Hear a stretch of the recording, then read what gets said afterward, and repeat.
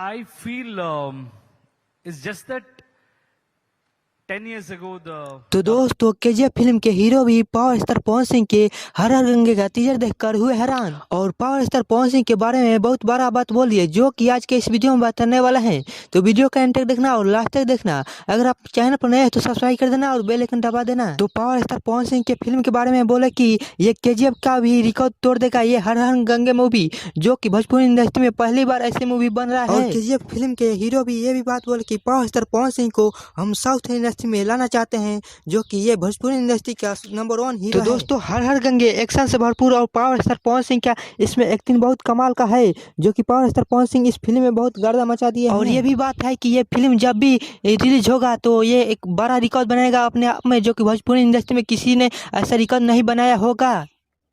और power star Pawan Singh का इस मूवी का टक्कर देने वाला अभी तक कोई मूवी नहीं बना है और नहीं बन पाएगा।